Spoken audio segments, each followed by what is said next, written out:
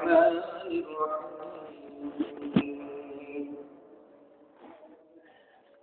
قل هو الله أحد الله الصمد لم يلد ولم يولد ولم يكن له كفوا أحد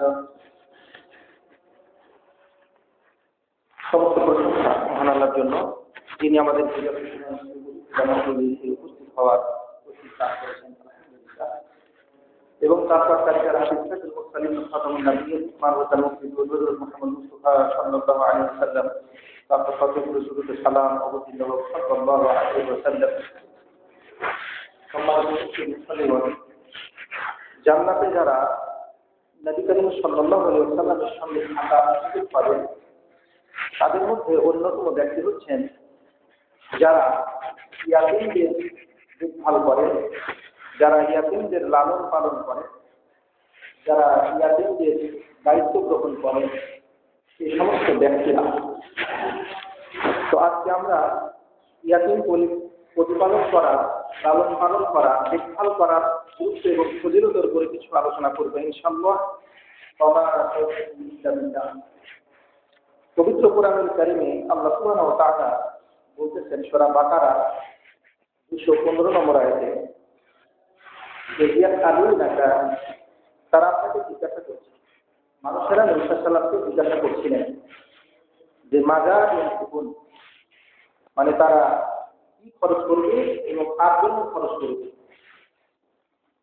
তো আল্লাহ সুবহানাহু ওয়া তাআলা বলতেছেন যে তুমি তাদেরকে বলো, আপনি বলুন তাদেরকে যে মা আনফাকতুম মিন খায়রিন, তোমরা যে টাকা পয়সা তোমরা যেটা খরচ করবে সেটা খরচ করবে খালি ওয়ালিদাইন, তোমাদের পিতামাতাদের জন্য, ওয়াল আকরাবিন, আর নিকট আত্মীয় যারা রয়েছেন তাদের জন্য, ওয়াল ইয়াতামা, আর যারা ইয়াতীম রয়েছেন তাদের জন্য, ওয়াল মাসাকিন, আর যারা মিসকিন রয়েছে, অভাবী মানুষ রয়েছে তাদের জন্য, ওয়াবনি সাবিল, আর যারা মুসাফির রয়েছেন, যারা সফর করছেন এবং সফরের পাখিও শূন্য হয়ে গিয়েছে এদের জন্য। তারপর আল্লাহ বললেন যে অনাটা আলিমুল ফাইল, তোমরা যে কোনো ভালো কাজ করো না কেন, ফাইন্নাল্লাহা বিহি আলিম, আল্লাহ সেই ভালো কাজ সম্পর্কে তিনি ভালোভাবে অবহিত রয়েছেন।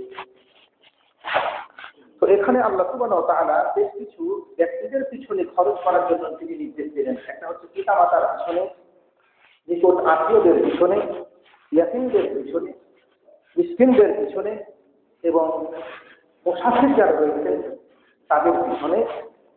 তারপরে আল্লাহ বলে দিলেন যে এছাড়া আরো যা কিছু তোমরা ভালো কাজ করো না কেন সেটা আল্লাহ জানে, যেহেতু তিনি এই বিষয়গুলো অবগত আছেন, জানছেন, সেজন্য তিনি সেগুলো যে তোমাদের প্রতিদান দিবেন।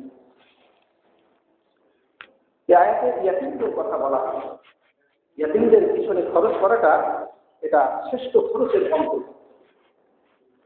এজন্য রাসূলুল্লাহ সাল্লাল্লাহু আলাইহি ওয়াসাল্লাম বলতেছেন, যেমন তার সাহাবা বর্ণনা করছেন যে নবী বলতেছেন যে আনা ওয়াকাতুল ইয়াতীম, আমি এবং যারা ইয়াতীমের দেখভাল করবেন, ইয়াতীমের যারা দায়িত্ব নেবেন, তারা কাহাতাইন ফিল জান্নাহ, এইভাবে জান্নাতে থাকবে। এ বলে তিনি দুটি আঙ্গুল, এই উস্তা আঙ্গুল আর তারপরে যে আঙ্গুলটি শাহাদা আঙ্গুল, সেই দুটি আঙ্গুল তিনি এক জায়গায় করলেন, ইস্তাফাক করলেন। তো এভাবে তিনি বোঝাতে চাইলেন যে আমরা পাশাপাশি থাকার সুযোগ মানে হবে তাদের, যারা ইয়াতীমদের যারা কাফিল হবে। কাফিল মানে হচ্ছে যে যিনি দায়িত্ব গ্রহণ করবেন, যে এই ইয়াতীমটাকে আমি তার সাবালক হওয়া পর্যন্ত, বালেগ হওয়া পর্যন্ত, কর্মসক্ষম হওয়া পর্যন্ত আমি তার পুরো দায়িত্বটা নিয়ে নিলাম। কাফিল হচ্ছে পুরো দায়িত্ব যিনি গ্রহণ করে নেন। তো এই হাদিসে রাসূলুল্লাহ সাল্লাল্লাহু আলাইহি ওয়াসাল্লাম যারা ইয়াতীমদের দেখভাল করবেন, ইয়াতীমের পিছনে যারা খরচ করবেন, তাদেরকে তিনি জান্নাতের তিনি সংবাদ দিয়েছেন। এবং শুধু তাই নয়, তিনি নবী করিম সাল্লাল্লাহু আলাইহি ওয়াসাল্লামের সঙ্গে তিনি পাশাপাশি থাকার সুযোগ লাভ করবেন, প্রতিবেশী হওয়ার সুযোগ লাভ করবেন। এই ইয়াতীম প্রতিপালনের অসংখ্য গুরুত্ব এবং ফজিলত আছে। তার মধ্যে অন্যতম হচ্ছে যেটা রাসূলুল্লাহ সাল্লাল্লাহু আলাইহি ওয়াসাল্লামের একজন সাহাবী আবু দারদা বর্ণনা করছেন যে একজন লোক নবী করিম সাল্লাল্লাহু আলাইহি ওয়াসাল্লামের কাছে আসলেন। এসে তিনি বলতেছেন যে আমার অন্তরটা কঠোর হয়ে থাকে, মানে অন্তরটা বিগলিত হয় না, অন্তর বিনম্র হয় না। তো তিনি পরামর্শ চাইলেন যে অন্তরটা কিভাবে আল্লাহর আনুগত্যে, আল্লাহর ভয়ে কি করে ভীত করা যায়, অন্তরটাকে কি করে নরম করা যায়।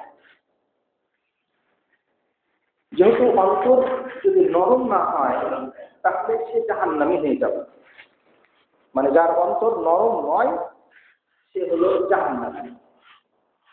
তো তার অন্তরকে কাশি বলা হয়। তো যাদের অন্তর নরম হয় না, বিনম্র হয় না, আল্লাহর ভয়ে ভীত হয় না, এরা মূলত জাহান্নামে যাবে।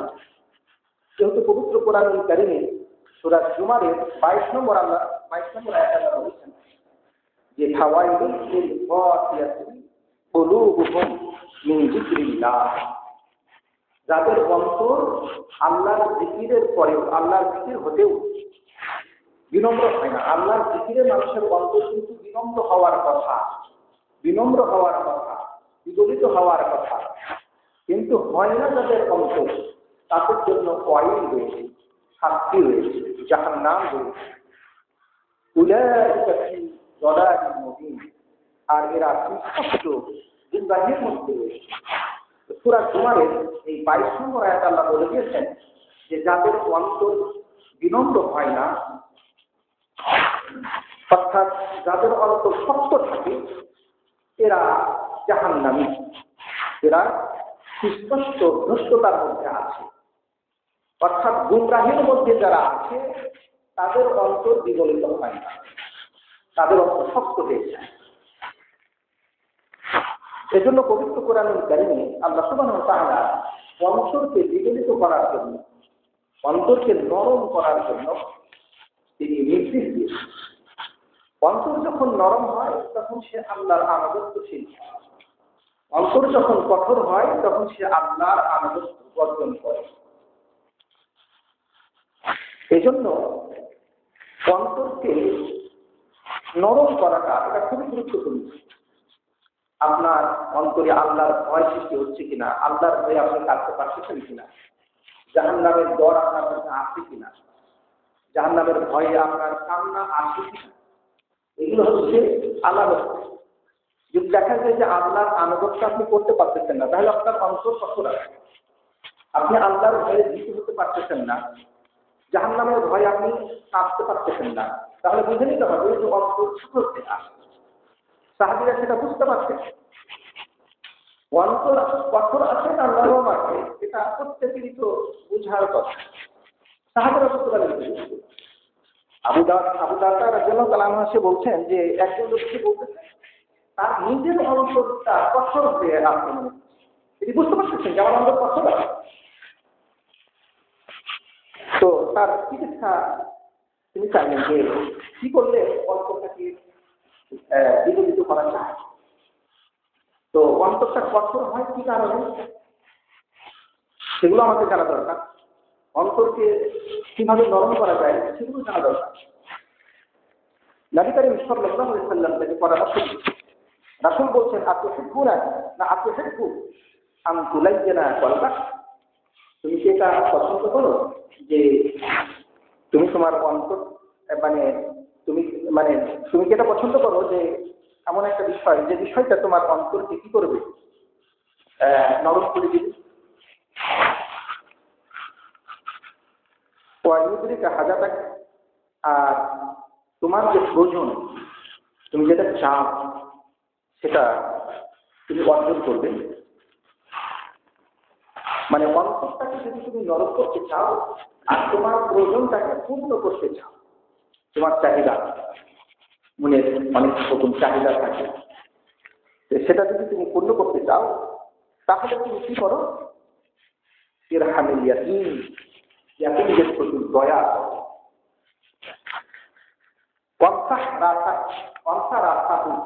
এবং তুমি তার ইয়াতীমদের মাথার উপরে তোমার হাতটাকে বুলিয়ে দাও, স্পষ্ট করে দাও, স্নেহ ধরে তার মাথার উপরে তুমি হাত রাখো। আর তোমার যে খাবার আছে, রান্না করা খাবার, বাড়ির খাবার, সে খাবার তুমি তাকে ইয়াতীমকে খেতে দাও। তাহলে ইয়াতীমকে প্রতিপালন করো, ইয়াতীমকে ছেড়ে দাও। তাহলে হবে কি, ইয়ালিন কলবুক, তোমার অন্তরটা নরম হয়ে যাবে। ওয়ায়ুদিক হাজাতাক, আর তুমি যেটা চাচ্ছ, তোমার প্রয়োজন যেটা, সেটা পূরণ হয়ে যাবে। এই হাদিসটি শহীদ তাকবীর ২৪৪ নম্বর হাদিস। এই হাদিসে রাসূলুল্লাহ সাল্লাল্লাহু আলাইহি ওয়াসাল্লাম অন্তরকে নরম করা কিছু চিকিৎসার কথা বললেন, এলাজের কথা বললেন। আর সেটা হচ্ছে কি, যে ইয়াতীমদেরকে ভালোবাসতে, ইয়াতীমদের প্রতি দয়া করতে হবে, মায়া করতে হবে। ইয়াতীমের মাথার উপরে হাত বুলিয়ে দিতে হবে। ইয়াতীম কারা? ইয়াতীম হচ্ছে কি, ছোট অবস্থাতে যার পিতা মারা যায় তাকে ইয়াতীম বলা। পিতাহারা সন্তান, যাদের পিতা নেই, সে যদি অসহায় হয় তাহলে তো আরো বেশি তাকে ভালো দায়িত্ব চলবে। আর যদি তার সম্পদ থাকে, তারপরেও তাকে দেখতে অনেক দায়িত্ব নিতে পারে। তার কারণে তারা তো না বলো, তারা তো কি করতে হবে। এই জন্য রাসূলুল্লাহ সাল্লাল্লাহু আলাইহি ওয়াসাল্লাম বললেন যে তুমি যদি ইয়াতীমদের প্রতি দয়া করো, ইয়াতীমের মাথায় যদি তুমি হাত বুলিয়ে দাও, হাত স্পর্শ করো, আর তুমি যদি তোমার খাদ্য থেকে তাকে খাওয়াও, তাহলে তোমার অন্তর নরম হয়ে যাবে, বিগলিত হয়ে যাবে। এই জন্য অন্তর নরম করতে হবে আমাদের। অন্তরটাকে নরম করতে হলে যে সমস্ত কাজগুলো করা লাগবে, সেটা হচ্ছে, ১ নম্বর হচ্ছে যে আল্লাহ সুবহানাহু ওয়া তাআলা জিকির করতে হবে, স্মরণ করতে হবে, জিকির আজকার করতে হবে। আমাদের জীবনটাই কিন্তু আল্লাহর জিকিরে ভরা। আমরা সকাল থেকে নিয়ে সন্ধ্যা পর্যন্ত, অর্থাৎ ঘুম পর্যন্ত, যখন থেকে জেগেছি, জায়গা থেকে নিয়ে আবার ঘুমানো পর্যন্ত, শুধুমাত্র জিকির আর জিকির, আল্লাহর জিকির, সবসময় আল্লাহর জিকির, আল্লাহকে স্মরণ করা। প্রত্যেকটা ক্ষেত্রেই কিন্তু আমরা আল্লাহকে স্মরণ করি। যখন ঘুম থেকে উঠি, তখন আমরা প্রথমে আল্লাহকে স্মরণ করে দিই, আলহামদুলিল্লাহ, আলহামদুলিল্লাহ, প্রথমে আমরা আল্লাহ প্রশংসা করি, আলহামদুলিল্লাহ, আল্লাহকে স্মরণ করি। সমস্ত প্রশংসা আল্লাহ, যিনি আমাকে এই ঘুম থেকে জানান, ঘুমটার মরণ থেকে আমাকে জিন্দা করেন। তারপরে আবার যখন আমরা ঘুম থেকে জাগার পরে বিভিন্ন কাজ করছি, বিসমিল্লাহ বলে শুরু করছি, ওযু করতেছি, বিসমিল্লাহ, আল্লাহর নাম নিলাম, অর্থাৎ আল্লাহ স্মরণ, মানে আল্লাহর কথাটা, আল্লাহর কথাটা যেখানেই থাকছে সে কথাটা বললে আল্লাহকে স্মরণ করা। আপনি ওযু করবেন, তখন কি বলবেন? বিসমিল্লাহ, আল্লাহকে স্মরণ করবেন। ওযু শেষ করবেন যখন, তখনও আপনি আশহাদু আল্লাহ ইলাহা ইল্লাল্লাহ, যেটা দোয়া, তাতেও কিন্তু আল্লাহকে স্মরণ করুন, আশহাদু আল্লাহ ইলাহা ইল্লাল্লাহ, ইল্লাহ, আল্লাহকে স্মরণ করে। আপনি মসজিদে আছেন, আল্লাহুম্মা ইফতাহলি, আল্লাহুম্মা, আল্লাহুম্মা মানে ইয়া আল্লাহ, মানে ইয়া আল্লাহ, এখানে আল্লাহ থেকে আল্লাহকে স্মরণ করুন। তারা যখন শুরু করেন আল্লাহু আকবার, আল্লাহকে স্মরণ করুন। অর্থাৎ আপনার লেখা কত, আপনি যখন তোমার যাতে বের হচ্ছেন, তখন আল্লাহকে স্মরণ করে বলতে চাইবেন, বিসমিল্লাহ, বিসমিল্লাহ তাওয়াক্কালতু আলা আল্লাহ, লা হাওলা ওয়ালা কুওয়াতা ইল্লা বিল্লাহ, আল্লাহকে স্মরণ করে আপনি আপনি দায়িত্ব করছেন। আমার একই কথা, আপনি যখন খাবার গ্রহণ করছেন, বিসমিল্লাহ, আল্লাহকে স্মরণ করবেন। খাবার শেষ হয়ে গেল, আলহামদুলিল্লাহ, আল্লাহকে স্মরণ করবেন। অর্থাৎ যার মধ্যে আল্লাহর স্মরণ আছে, বেশি বেশি স্মরণ আছে, আমাদের প্রত্যেকটা কাজের কিন্তু যত দোয়া কালাম আছে, প্রত্যেকটা দোয়া কালামে কিন্তু জিকিরুল্লাহ, আল্লাহর জিকির, আল্লাহর উল্লেখ আছে। তো অন্তরটাকে বিনম্র করতে হলে আল্লাহর জিকির করতে হবে, অর্থাৎ আল্লাহকে স্মরণ করার মতো যত দোয়া কালাম আছে, তাহলিল আছে, সব বলতে হবে। এটা হচ্ছে অন্তরকে বিগলিত করার, অন্তরকে নরম করার, এটা হচ্ছে একটা ওষুধ, ১ নম্বর ওষুধ। যেটা পবিত্র কোরআনুল কারীমে আল্লাহ সুবহানাহু ওয়া তাআলা আমাদেরকে বলেছেন আলা বিযিকরিল্লাহ, সাবধান থাকো আল্লাহর জিকিরের মাধ্যমে তাতমাইন্নাল কুলুব, তোমাদের অন্তরগুলো রয়েছে, মানুষের যে অন্তরগুলো রয়েছে এই অন্তরগুলোতে যে নিরাম প্রশান্তি মজবুত হয়, শক্ত, মানে মজবুত বলতে বিশ্বাস, আল্লাহর বিশ্বাস, আল্লাহ যত কথা আছে আল্লাহ শাস্তি হোক অথবা আল্লাহ প্রতিদানের দেওয়ার জন্য এইগুলো সব কিছুর উপরেই তখন অন্তরটা প্রশান্তি লাভ করে, অন্তরটা আরো মজবুত হয়, দৃঢ়তা হয় ইয়াকিনের উপরে, বিশ্বাসের উপরে। তো আল্লাহর স্মরণ আপনার মধ্যে যত বেশি হবে আপনার অন্তর তত বেশি বিগলিত হবে, আল্লাহর ব্যাপারে আপনি তত বেশি ভীত সন্ত্রস্ত হবেন, আপনার মধ্যে ভয় সৃষ্টি হবে। আল্লাহর ব্যাপারে আল্লাহর নাম জিকির করার পরে, আল্লাহর স্মরণ করার পরে, আল্লাহর কথা শোনার পর যদি অন্তর বিগলিত না হয় তাহলে সেই অন্তর জাহান্নামী অন্তর, সেই অন্তর ব্যর্থ অন্তর, সেই অন্তরে অবশ্যই কোনো আশার সৃষ্টি হবে না। এই জন্য পবিত্র কোরআনুল কারীমে আল্লাহ সুবহানাহু ওয়া তাআলা আমাদের কিছু উদাহরণ দিয়েছেন। সূরা হাশরের মধ্যে ২০ নম্বর আয়াতে আল্লাহ বলছেন যে লাউ আনজালনা হাযাল কুরআন আলা জাবালিন, আমি যদি এই কোরআনটাকে একটা পাহাড়ের উপরে অবতীর্ণ করি তাহলে আল্লাহ বলছেন লা রাআইতাহু খাশআন মুতাসাদ্দিআন, তাহলে তুমি অবশ্যই দেখবে যে পাহাড় বিনম্র হয়ে গিয়েছে এবং বিভিন্ন হয়ে গিয়েছে মিন খাশিয়াতিল্লাহ, আল্লাহ। তো আল্লাহ বলছেন যে এই পাহাড়ের যদি এই কোরআনকে অবতীর্ণ করা হয়, পাহাড়ের কর্মশক্তি শুনিয়ে দেওয়া হচ্ছে, তাকে শক্তি দেওয়া হচ্ছে, তাকে বলা হচ্ছে যে তুমি যদি কোরআন অনুযায়ী চলো তোমাকে এই প্রতিদান দেওয়া হবে, এই করলে এই শক্তি দেওয়া হবে। এটা যদি পাহাড়কে বলা হয়েছে তাহলে পাহাড় ভিন্ন হয়েছে আপনার হয়ে। আল্লাহ বলছেন যে এই যে উদাহরণটা আমি তোমাদেরকে দিলাম, মানুষ যদি দিলাম সিলকাল আনসার না ব্যবহারিক না, এটা মানুষকে আমি এই উদাহরণটা দিলাম মানুষ কেন দিলাম, যাতে করে তারা চিন্তা শিখে এত একটি মজবুত পাহাড়, সেই পাহাড় আল্লাহর ভয়ে তারা মানে খন্ড বিখণ্ড হয়ে যেত, ভিন্ন হয়ে যেত, ফেটে যেত। অথচ আমরা মানুষ, আমাদের উপরে আল্লাহ সুবহানাহু ওয়া তাআলা এই কালাম নাযিল করলেন, আয়াত নাযিল করলেন, কোরআন নাযিল করলেন, আদেশ দিলেন কিছু, যে আদেশ পালন করতে জান্নাত, নিষেধ দিলেন কিছু, এই নিষেধ লঙ্ঘন করলে বা আদেশ পালন না করলে জাহান্নাম। তো তারপরে অন্তরটা ভীত সন্ত্রস্ত হচ্ছে, ভয় ভীত হচ্ছে। তাহলে অন্তর এই পাহাড়ের কেউ শক্ত হয়ে গিয়েছে, পাথরের কেউ শক্ত হয়ে গিয়েছে। কোরআনুল কারীমে আল্লাহ সুবহানাহু ওয়া তাআলা বলেছেন সুম্মা কাসাত কুলুবুকুম মিন বা'দি যালিক, বনী ইসরাঈলের ঘটনা ওখানে আছে, সূরা বাকারাতে ৭৪ নম্বর আয়াতে আল্লাহ বলেছেন যে অতঃপর তাদের অন্তরগুলো শক্ত হয়ে গেছে, বনী ইসরাঈলের অন্তরগুলো শক্ত হয়ে গেছে। তারা আল্লাহর কথা মানতে চায়, আল্লাহর কথা গ্রহণ না করাটাই হচ্ছে অন্তঃশক্ত, আল্লাহর ভয়ে ভীত না হওয়াটাই হচ্ছে আল্লাহর অন্তঃশক্ত। জাহান্নামের শাস্তির কথা শোনার পরেও ভীত ভয় আসছে না অন্তরে, তাহলে অন্তর কঠোর হয়ে আসে। তো আল্লাহ বলছেন যে এই বনী ইসরাঈলের অবস্থা হয়েছিল যে এদের অন্তর কিন্তু শক্ত হয়ে গিয়েছে। আল্লাহ বলছেন ফাইয়াতুল হিজার, মানে সেটা পাথরের মতো, আর আশাদ্দ কাশওয়া, অথবা পাথর কেউ শক্ত হয়ে গিয়েছে। পাথরের চেয়ে শক্ত কেন হয়েছে আল্লাহ এবার মানুষকে বাহ্যিক দৃষ্টান্ত দিয়ে বোঝাচ্ছে।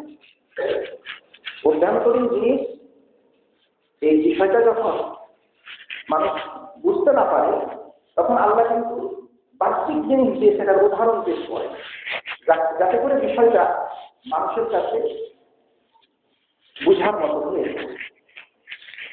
তো আল্লাহ যখন বলতেছিলেন যে পাথরের মতো শক্ত হয়ে গেল, তখন সেটা কিন্তু সে বুঝতে পারতেছিল যে কেমন করে আপনি কত শক্ত হয়ে গেল।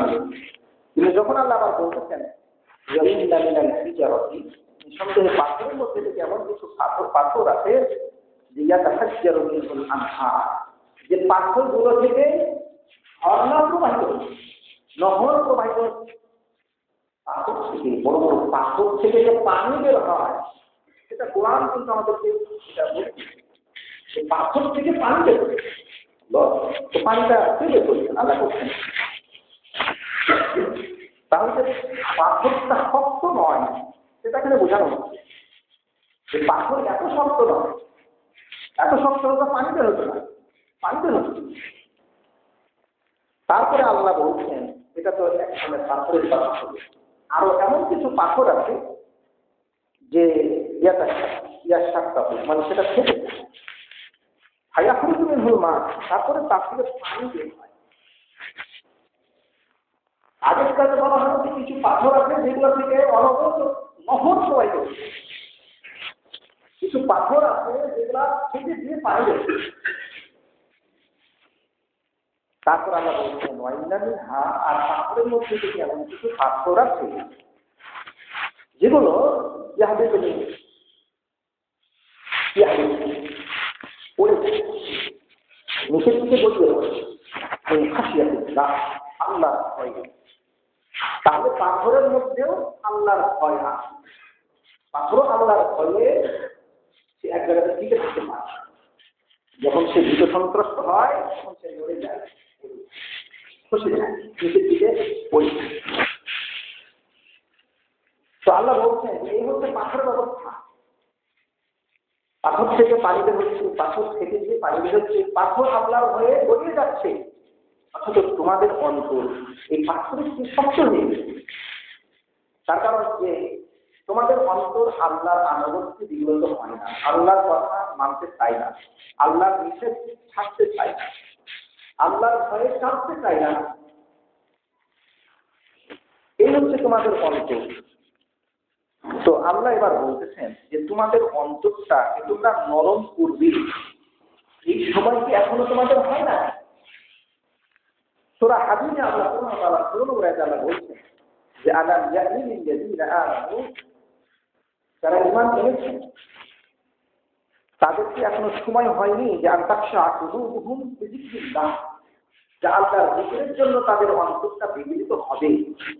এই বিগলিত হওয়ার জন্য তাদের অন্তর কি এখনো মানে শক্ত হয়ে থাকবে, এখনো বিগলিত হবে না? বিগলিত হওয়ার, নরম হওয়ার সময় কি এখনো তাদের হয় নাই? ধিক্কার দিচ্ছেন যে সমস্ত ব্যক্তিদের অন্তর আল্লাহর জিকিরের জন্য বিগলিত হয় না, বিনয়ী হয় না, বিনম্র হয় না, এদেরকে আল্লাহ পরামর্শ দিচ্ছেন যে তোমাদের সময় এসেছে, তোমাদের অন্তরকে বিগলিত করার সময় এসেছে, নরম করার সময় এসেছে, আনুগত্য করার সময় এসেছে তোমাদের। আল্লাহর জিকিরের জন্য তোমরা তোমাদের অন্তরকে বিগলিত করো। প্রশ্ন ছড়ে দিয়েছেন আল্লাহ, যারা ঈমান এনেছেন তাদেরকে আল্লাহ প্রশ্ন ছড়ে দিয়েছে। তার কারণ ঈমান আনার পরে অন্তর বিগলিত করতে হবে না, অন্তর বিগলিত হবে না, এটা তো হতে পারে না। আমরা যখন ঈমান এনেছি, বিশ্বাস এনেছি আল্লাহর প্রতি, বিশ্বাস এনেছি নবীর প্রতি, বিশ্বাস এনেছি আখিরাতের প্রতি, বিশ্বাস এনেছি আল্লাহর কিতাব কোরআনের প্রতি, বিশ্বাস এনেছি শাসর নাসর জান্নাত, এগুলোর উপরে বিশ্বাস আমাদের হয়। এই সমস্ত বিষয়গুলোতে যখন আমাদের বিশ্বাস আছে তখন আমরা ঈমান তার মুমিন। এবার আল্লাহ মুমিনদেরকে বলতেছেন যে আল্লাহর জিকিরে তোমাদেরকে তোমাদের অন্তর নরম করতে হবে। আল্লাহর সবচেয়ে বড় জিকির হচ্ছে সালাত। সালাতের জন্য আমাদের অন্তর কিন্তু যেগুলোকে বিলম্ব হচ্ছে, আনুগত্যশীল হচ্ছে না। তার কারণে আমাদের অন্তর কঠোর হয়ে আছে। আমরা মুসলমান দাবি করি, ইমানদার দাবি করি, বিশ্বাসের দাবি করি যে আমাদের মধ্যে বিশ্বাস আছে, আখিরাতের বিশ্বাস আছে। আখিরাতের বিশ্বাস যখন আসে তো আল্লাহর জিকিরের জন্য আমাদের অন্তর তাহলে নরম হলো না কেন? সালাতটা তো বললেন না কেন? সালাতটা হচ্ছে আল্লাহর সবচেয়ে বড় জিকির। আমি বললাম যে আল্লাহর জিকির রয়েছে আমাদের প্রত্যেকটা কর্মে, আল্লাহর জিকির আছে। আপনি যখন খাচ্ছেন খাবেন আল্লাহর জিকির, আপনি যখন খাওয়া শেষ করেন আলহামদুলিল্লাহ বলবেন, আরো অনেক দোয়া আছে আলহামদুলিল্লাহ, আল্লাহকে জিকির। আপনি যখন পায়খানাতে যাচ্ছেন তখনও আমাকে জিকির করবেন। আল্লাহ আল্লাহ ইয়া আল্লাহ আল্লাহুম্মা ইয়া আল্লাহ ইয়া আল্লাহটাই আল্লাহুম্মা আমি যা কারণ জানি আল্লাহুম্মা মানে ইয়া আল্লাহ মানে হে আল্লাহ। তাহলে আপনি প্রবেশ যখন করছেন বাথরুমে যাবেন যখন তখন আপনি আল্লাহকে জিকির করছেন, আল্লাহকে স্মরণ করছেন, ইয়া আল্লাহ ইয়া আল্লাহ আমি তোমার কাছে আশ্রয় চাচ্ছি আল্লাহ আমি আউযু মিনাল খুবুসি ওয়াল খাবাইস। এখানে আপনি শয়তান দুষ্ট জিন দুষ্ট যারা পুরুষ জিন মহিলা জিন আছে তাদের থেকে আপনি আশ্রয় চেয়ে নিন। মোট কথা হচ্ছে যে আমরা আমাদের শিক্ষা চলাফেরা খাওয়া দাওয়া চলা যত কিছু কাজকর্ম আছে সমস্ত কাজকর্মে আল্লাহ কিন্তু জিকির করি। আর একজন মুমিনকে জিকির করতে হবে। আপনি কেমন মুমিন? আপনি ঘুম যখন যাচ্ছেন আপনি আল্লাহর জিকির জানেন না, ঘুম থেকে উঠছেন আল্লাহর জিকির জানেন না, ওযু করতে হয় আল্লাহর জিকির দিয়ে বিসমিল্লাহ দিয়ে শুরু করতে ওযুও পারেন না, সালাত করতে হয় আল্লাহু আকবার এটা সবচেয়ে বড় জিকির আল্লাহু আকবার আল্লাহ সবচেয়ে বড়। এই আপনি সালাত শুরু করবেন কতবার আপনি সালাতের মধ্যে আল্লাহু আকবার বলবেন, আল্লাহু আকবার বলে দিয়েছেন আল্লাহু আকবার কত আগে আছে। তো আল্লাহ সুবহানাহু ওয়া তাআলা সেটাই বলতেছেন যে ইমানদারদের জন্য আল্লাহর ইমানদারদের জন্য কি এখনো এই সময় আসে নাই যে তাদের অন্তরটাকে তারা আল্লাহর জিকিরের জন্য বিনম্র করবে? সেই সময় কি তাদের হয়নি? ওমা নাযালা মিনাল হক এবং আমি যেটা নাযিল হয়েছে তাদের জন্য যে সত্য নাযিল হয়েছে হক নাযিল হয়েছে। আর কোনটা? কোরআন। আল্লাহ পক্ষ থেকে আসা ওহী সেটাই তো হক। তো যেটা নাযিল হয়েছে সেটার জন্য তাদের অন্তর জীবনিত হবে, সেটারও কি সময় হয়নি? কোনো কামিলাবিনা ওতুল কিতাব মিন ক্বাবলি আর ইতিপূর্বে যাদেরকে কিতাব দেওয়া হয়েছিল তাদের মতো তারা হবে না, এটাও কি তাদের এই সময় কি তাদের হয়নি? অর্থাৎ আল্লাহ বুঝাতে চাইলেন যে ইতিপূর্বে যারা আহলে কিতাব ছিল, কিতাবধারী ছিল, যাদেরকে আমরা ইহুদি খ্রিস্টান বলি, বর্তমান যুগের ইহুদি খ্রিস্টান না, তার কারণ যে বর্তমান যুগের ইহুদি খ্রিস্টান অধিকাংশ না আল্লাহ আর খুব কমই আছে তাদের নাস্তিকেশন থেকে। তো যারা আহলে কিতাব অর্থাৎ যারা তাওরাত যারা ইনজিল পেয়েছিল এদেরকেই আহলে কিতাব বলা হয়। যারা ইনজিল পেয়েছিল এরা তো নাসারা বলা হয়, খ্রিস্টান। আর তাওরাতের অনুসরণের দাবি যারা করেন ইহুদি, ইসরায়েল, বর্তমান ইসরায়েল শয়তান। তো এরা অর্থাৎ তাদের যারা তাদের আহলে মানে বানী ইসরায়েল যারা ছিল এরা বর্তমানে যারা ইহুদি খ্রিস্টান তারা সবাই যে বানী ইসরায়েল এমন তারা বানী ইসরায়েল হচ্ছেন ইয়াকুব আলাইহিস সালামের বংশধর। কেউ বংশধর হতেও পারে নাও পারে, যেমন নবী করিম সাল্লাল্লাহু আলাইহি ওয়াসাল্লামের বংশধর হচ্ছেন কুরাইশ বংশ। সমস্ত মুসলমান কি কুরাইশ বংশ? সবাই তো কুরাইশ বংশ না, আমরা মুসলমান কিন্তু কুরাইশ বংশের না, অন্য বংশ। তো ইহুদি খ্রিস্টানেরা যারা আছে দুনিয়াতে এখন তারা সবাই যে ইয়াকুব নবীর বংশধর তাও না, ইয়াকুব নবীর যারা বংশধর ছিল তারাই ছিল মূলত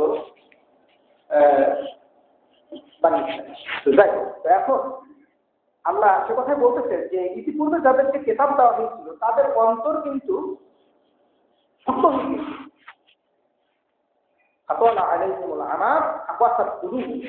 আল্লাহ এই তথ্য আমাদেরকে সূরা হাদীদের মধ্যে দিয়েছে যে আমাদের পূর্বের যারা জাতি ছিল তারা আল্লাহর কিতাব পেয়েছিল, আল্লাহর কিতাবের অনুসরণ তারা করে, আল্লাহর কিতাব তারা মানে ছেড়ে দিয়েছিল, ফলে তাদের অন্তর কিন্তু শক্ত হয়ে গেছে। তো কাসিরুম মিনহুম ফাসিকুন আর অধিকাংশ হচ্ছে তাদের ফাসিক। আহলে কিতাবদের অধিকাংশই হচ্ছে ফাসিক, এটা আল্লাহ কোরআনে বলছে। মুসলমানের যেমন অধিকাংশই ফাসিক।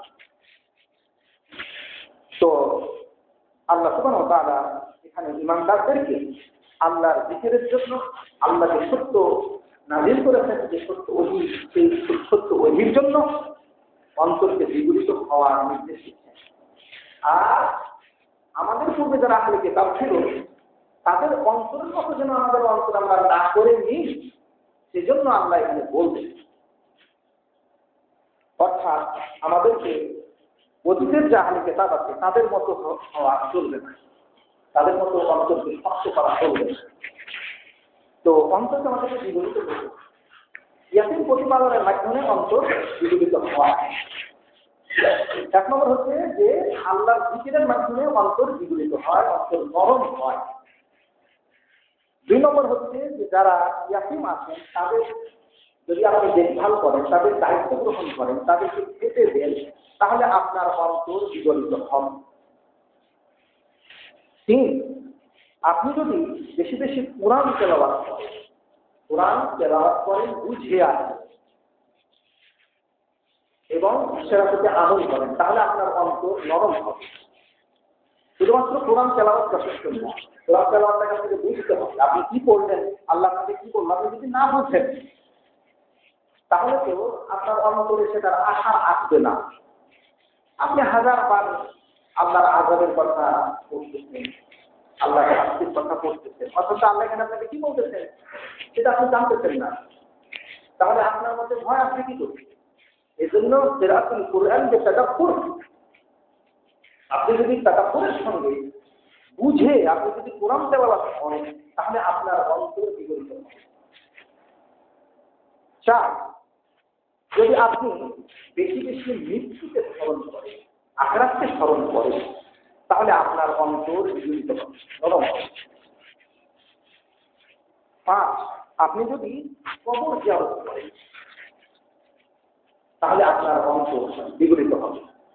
কবরকে দেখে আপনার অন্তর কিন্তু আখিরাতের প্রতি বেশি চিন্তাশীল হবে, আগ্রহী হবে, যা আখিরাত আমি করতে হবে, কবে আসতে হবে, এখানে আমার বাবা মা আপনি কবর জিয়ারত করতে চান, আপনার পিতা মাতার কবরকে আপনি জিয়ারত করতে ইচ্ছুক, সেখানে তাদের জন্য আপনি দোয়া করতে পারেন। ছয়, আপনি আপনার অপরাধের জন্য আল্লাহর ভয়ে কান্না করুন, কান্না করার চেষ্টা করুন, তাহলে আপনার অন্তর বিগলিত হবে, নরম হবে। আপনি যারা 7 নম্বর হচ্ছে আপনি যারা অনেক মানুষ মিথ্যা পরিচয় মানুষ আলেম ওলামা ভাষায় ভালো, তাদের সাহচর্য লাভ করুন, তাদের সাথে উঠা বসা করুন, চলাফেরা করুন, আপনার অন্তর নরম হবে। আর আপনি বেশি বেশি সাধুতা করুন, মানুষের প্রতি দয়া করুন, অনুগ্রহ করুন, ইহসান করুন, আপনার অন্তর নরম। আপনি তওবা ইস্তেগফার করুন, আপনার কৃত অপরাধের জন্য আল্লাহর কাছে তওবা করুন, ফিরে আসুন, অপরাধ ছেড়ে দিন এবং প্রতিটা অপরাধের জন্য ক্ষমা প্রার্থনা করুন, আপনার অন্তর নরম হবে। আপনি পিতামাতার খেদমত করুন, অসহায়দের খেদমত করুন, আপনার অন্তর নরম হবে। 10, আপনি আল্লাহর কাছে আপনার অন্তর নরম হওয়ার জন্য দোয়া করুন, প্রার্থনা করুন, যেটা নবী সাল্লাল্লাহু আলাইহি ওয়াসাল্লাম করতেন। নবী করিম সাল্লাল্লাহু আলাইহি ওয়াসাল্লাম সবসময় এই দোয়াটা করতেন। যেমনটা হযরত আব্দুল্লাহ ইবনে আমর বলতেছেন যে রাসূল সাল্লাল্লাহু আলাইহি ওয়াসাল্লাম 4টি জিনিস থেকে আল্লাহর কাছে পানাহ চাইতেন। তিনি বলতেন, আল্লাহুম্মা ইন্নী আউযু বিকা মিন কলবিন লা ইয়াখশা, হে আল্লাহ আমি তোমার কাছে আশ্রয় চাচ্ছি এমন অন্তর থেকে যে অন্তর তোমার ভয়ে ভীত হয় না, এই অন্তর থেকে আমি আশ্রয় চাচ্ছি।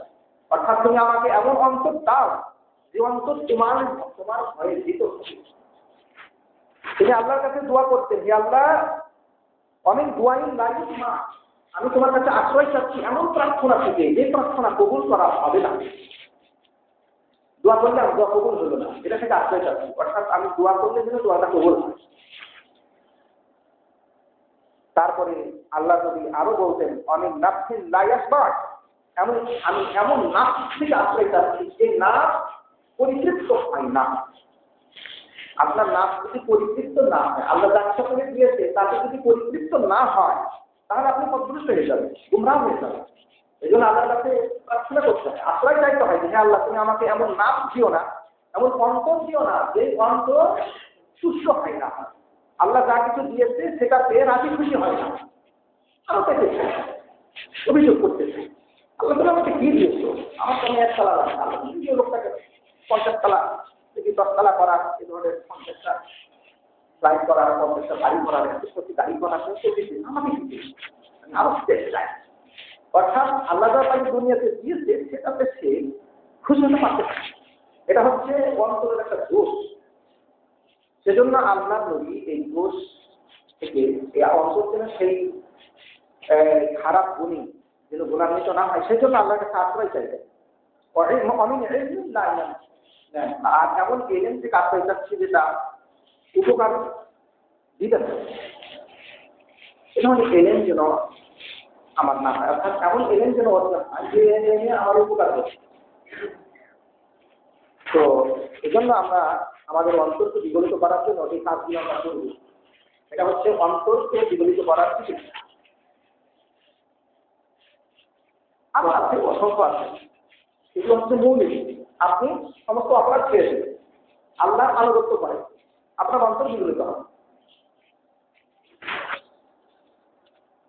আর অন্তরকে কাসওয়া করা অর্থাৎ শক্ত করার কিছু কারণ আছে। সেই কারণগুলোর কারণে, যে দোষগুলোর কারণে, যে ত্রুটিগুলোর কারণে আপনার অন্তর শক্ত হয়ে যাচ্ছে, অসংখ্য আছে। তার মধ্যে আমরা 10টা বলি।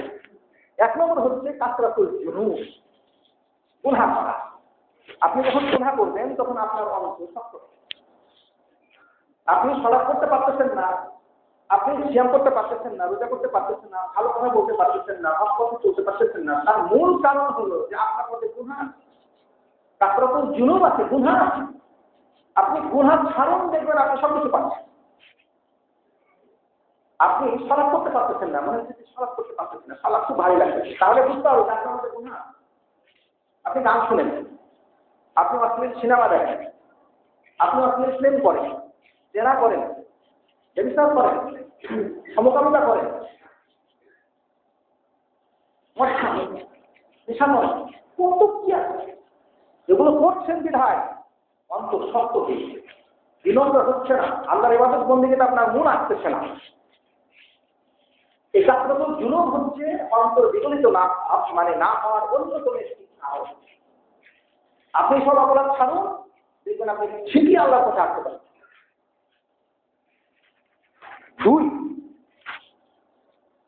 2 নম্বর হচ্ছে আল গাফলাতু আন যিকরিল্লাহ, আল্লাহর জিকির থেকে অমনোযোগী থাকা। আল্লাহর জিকির থেকে অমনোযোগী থাকা, আল্লাহর জিকির না করা। আপনি যখন আল্লাহর জিকির করেন তো আপনার অন্তর বিগলিত হবে, আর আপনি যখন জিকির ছাড়বেন তখন তো অন্তর বিগলিত হওয়ার কথা নয়। আল্লাহর জিকির যখন থেকে আপনি ঘুম থেকে উঠেছেন তখন থেকে আল্লাহর জিকির শুরু হয়ে গেল। ঘুম থেকে যখন উঠলেন তখন আপনি কি বললেন? আলহামদুলিল্লাহিল্লাযী আহইয়ানা, আলহামদুলিল্লাহ, এই যে আল্লাহর জিকির। ওযু করলেন, বিসমিল্লাহ, সালাতে আসছেন, মসজিদ থেকে বের হচ্ছেন, যত কিছু আছে সালাত করছেন, আবার আপনি খাবেন, বাথরুমে যাবেন, বাথরুম থেকে ফিরবেন, সব কিছুতে আল্লাহর জিকির, মানে দোয়া। এই দোয়াগুলো আপনাকে বুঝতে পারতে হবে। এগুলো হচ্ছে আল্লাহর জিকির, এগুলো একজনকে জানতেই হবে, মুমিনকে জানতেই হবে। তার কারণ আল্লাহ সুবহানাহু ওয়া তাআলা মুমিনদেরকে বলে দিয়েছেন সূরা হাদীদে যে তোমাদের অন্তরকে আল্লাহর জিকিরের জন্য তুমি নরম করবে, সেই সময় কিন্তু আর এখনো হয়নি। আবে কখন বলবে? যখন বেঁচে আসো, অন্তরকে এখনই বিনম্র করে নাও, আল্লাহর জিকিরের কাছে অন্তর বিগলিত করবে।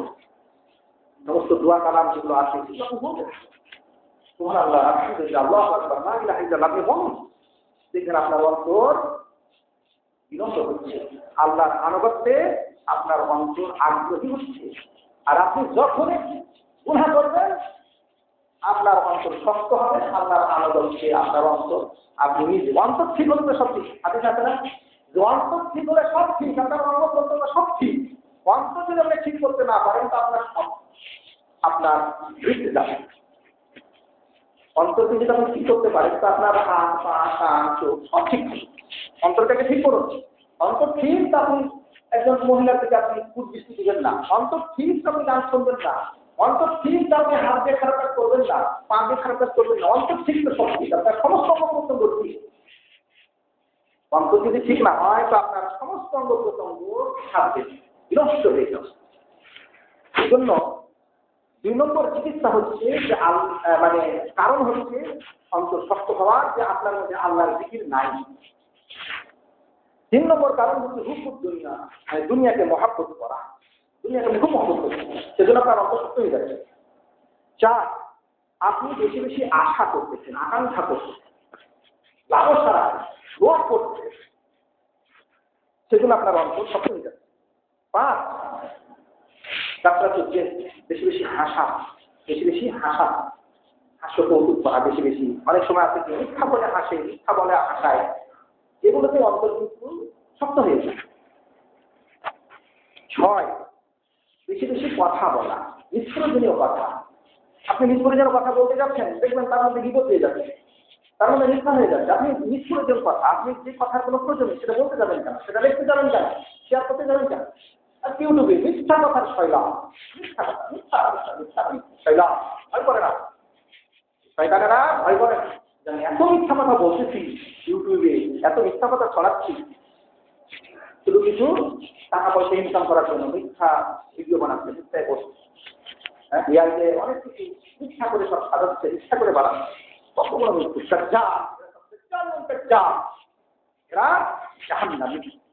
যারা মিথ্যা করে ধরনের ইউটিউব করে, ফেসবুক করে, বিভিন্ন যে বিষয় আছে, যারা এই সমস্ত কথাবার্তা শোনায়, ভিডিও তৈরি করছে,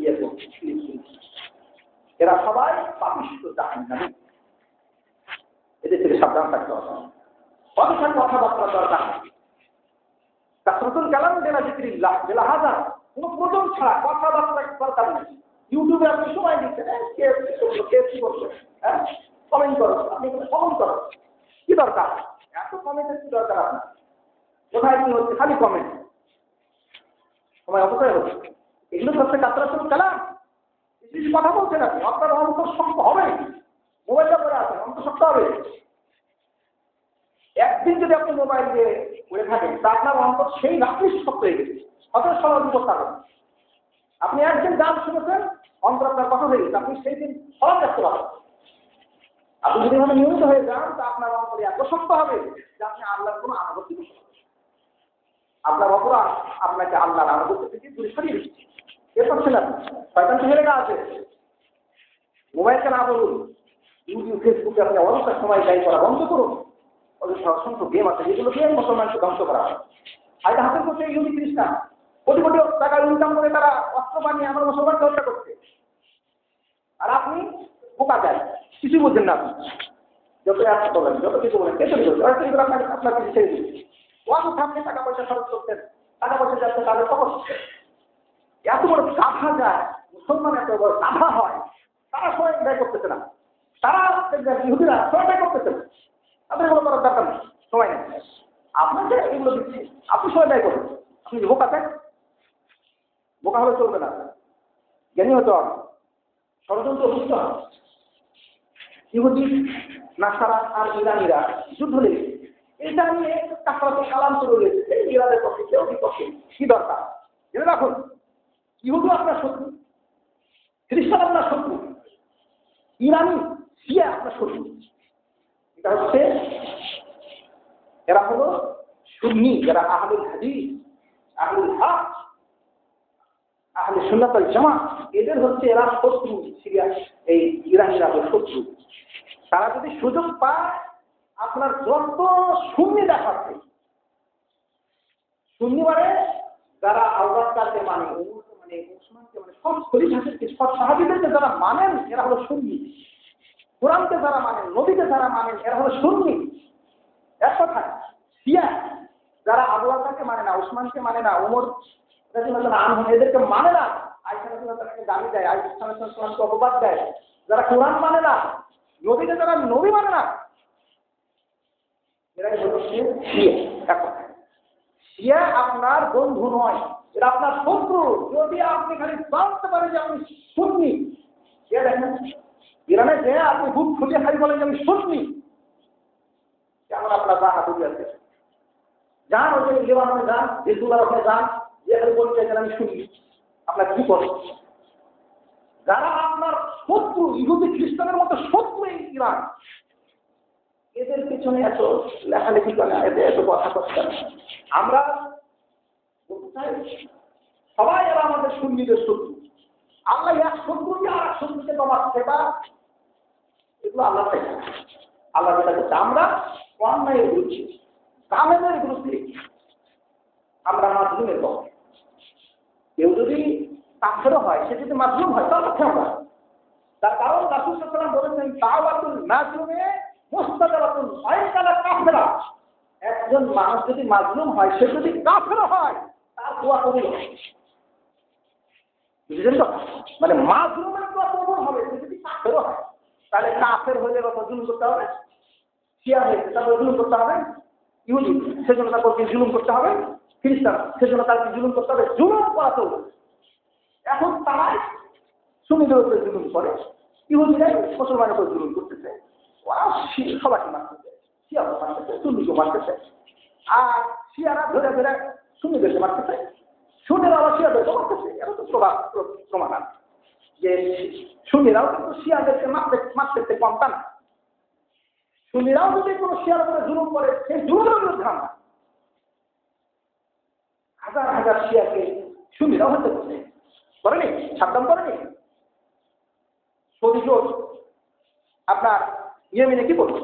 6 বছর ধরে কি করছে? হাজার হাজার লক্ষ লক্ষ শিয়া, তার মধ্যে সুন্নিও আছে, সবাই কিছু করলো, বম্বের শহরটা করলো না।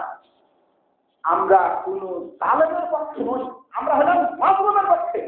যে যেখানে মাজলুম হোক, সে হোক ইহুদি হোক, খ্রিস্টান হোক, শিয়া হোক, সুন্নি, আমরা আল্লাহকে বলবো যে হে আল্লাহ, তুমি জালেমের জুলুম বন্ধ করো। এতদিকে বলবেন আপনি শিয়ার উপরে আক্রমণ হচ্ছে, হ্যাঁ সেনা ঠিকই করেছে। তো শিয়ার মধ্যে অনেক সুন্নি নাই, ইরানে অনেক সুন্নি নাই, সুন্নিরা আমার আক্রমণে মরতেছে না। ওখানে অনেক বাচ্চা কাচ্চা নাই, ছোট নাবালক নাই, মহিলা নাই, যারা অসহায় মানুষ তাদেরকে হত্যা করছে না। যখন আপনি বন্ধন করছেন, তখন সেখানে কে মরছে?